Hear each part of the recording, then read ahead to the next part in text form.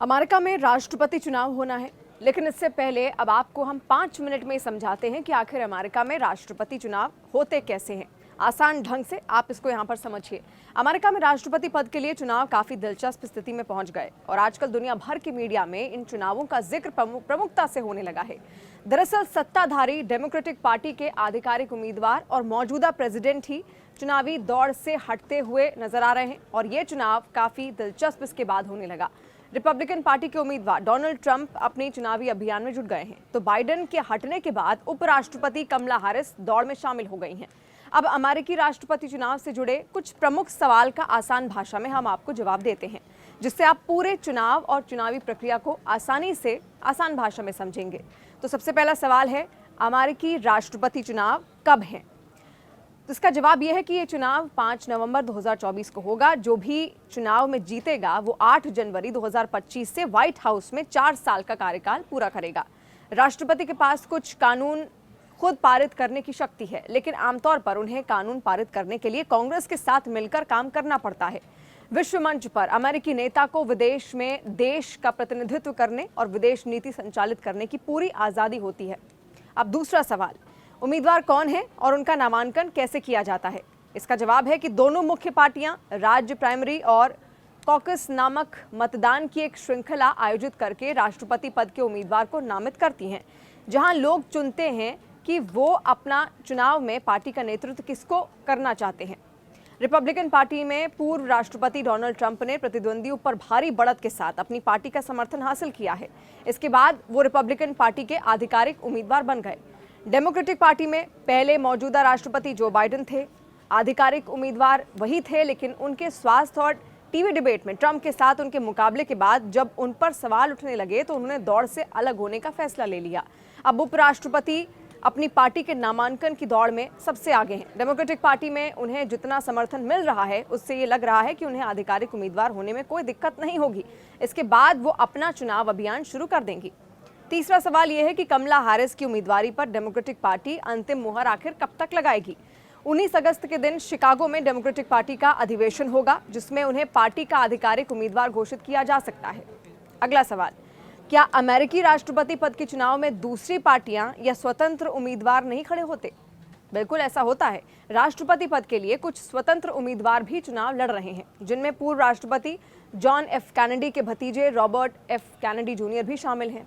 अब अगला सवाल, डेमोक्रेट्स और रिपब्लिकन की विचारधारा आखिर क्या है? डेमोक्रेट्स एक उदार राजनीतिक दल है जिसका एजेंडा मुख्यतः नागरिक अधिकारों, व्यापक सामाजिक सुरक्षा और जलवायु परिवर्तन से निपटने के उपायों के लिए कोशिश करना है। रिपब्लिकन अमेरिका में रूढ़िवादी राजनीतिक दल माना जाता है। इसे जीओपी या ग्रैंड ओल्ड पार्टी के नाम से भी जाना जाता है। ये पार्टी कटौती करो, सरकार के आकार को छोटा करने, बंदूक रखने के अधिकार और आर्जन तथा गर्भपात पर कड़े प्रतिबंधों के पक्ष में रहती आई है। अब इसी कड़ी में अगला सवाल है कि अमेरिकी राष्ट्रपति चुनाव आखिर होते कैसे हैं? तो अमेरिकी चुनाव कुछ अलग तरह से होता है। यहाँ विजेता वो नहीं होता जिसे देश भर में सबसे अधिक वोट मिले हों। इसके बजाय दोनों उम्मीदवार 50 राज्यों में चुनावों को जीतने के लिए प्रतिस्पर्धा करते हैं। हर राज्य में एक निश्चित संख्या में तथाकथित निर्वाचक मंडल के वोट होते हैं, जो आंशिक रूप से जनसंख्या पर आधारित होते हैं। कुल 538 सीटों पर चुनाव होने हैं। विजेता वो उम्मीदवार होता है जो 270 या उससे अधिक सीटें जीतता है। इसमें निर्वाचक मंडल के वोट बहुत मायने रखते हैं। जिसे ये वोट ज्यादा मिलते हैं उसकी जीत आमतौर पर पक्की हो जाती है। ज्यादातर राज्य एक या दूसरी पार्टी की तरफ ज्यादा झुके हुए हैं और इसीलिए आमतौर पर ध्यान 1 दर्जन या उससे ज्यादा राज्यों पर होता है, जहां दोनों में कोई भी जीत सकता है। इन्हें बैटल ग्राउंड या फिर स्विंग टेस्ट के नाम से भी जाना जाता है। ये संभव है कि कोई उम्मीदवार राष्ट्रीय स्तर पर सबसे अधिक वोट जीत ले, जैसे कि 2016 में हिलरी क्लिंटन ने किया था, लेकिन फिर भी वो निर्वाचक मंडल द्वारा पराजित हो जाए। अगला सवाल यह है कि क्या अमेरिका में राष्ट्रपति चुनाव के साथ सीनेटर्स के चुनाव भी होते हैं? हाँ, वोटर्स राष्ट्रपति के साथ इस चुनाव में कांग्रेस के नए सदस्यों को भी चुनेंगे। कांग्रेस में रिप्रेजेंटेटिव असेंबली शामिल है, जहां सभी 435 सीटों के लिए चुनाव होना है और सीनेट में 33 सीटों के लिए चुनाव होगा। फिलहाल रिपब्लिकन मौजूदा सदन को नियंत्रित करते हैं, जो व्यय योजनाओं की शुरुआत करता है।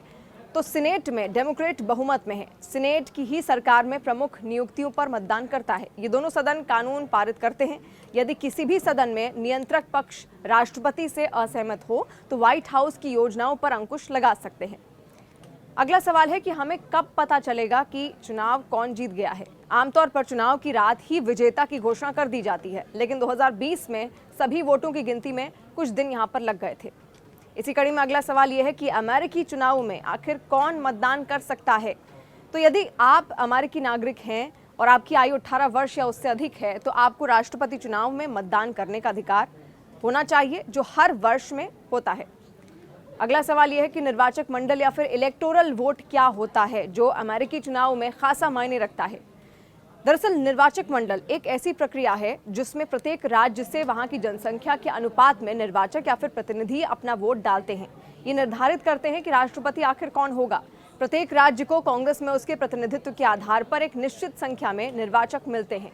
प्रत्येक राज्य की नीति के अनुसार कुल 538 निर्वाचक चुने जाते हैं और आम चुनाव के बाद प्रत्येक निर्वाचक एक वोट डालता है और जिस उम्मीदवार को आधे से ज्यादा यानी कि 270 वोट के आसपास मिलते हैं वो जीत जाता है। तो आपने समझा यहाँ पर किस तरीके से अमेरिकी चुनाव होते हैं और उसकी प्रक्रिया अब भी अमेरिका में लगातार चल रही है। हमने एक एक डिटेल आपसे यहाँ पर साझा की और आपको एक खबर कैसी लगी कमेंट सेक्शन के जरिए अपना फीडबैक आप हम तक पहुँचा सकते हैं। इसके अलावा अगर आपने तमाम न्यूज़ अपडेट्स के लिए न्यूज़ 18 इंडिया के यूट्यूब चैनल को सब्सक्राइब नहीं किया है तो सब्सक्राइब कर दीजिए और बेल आइकन दबाना ना भूलें।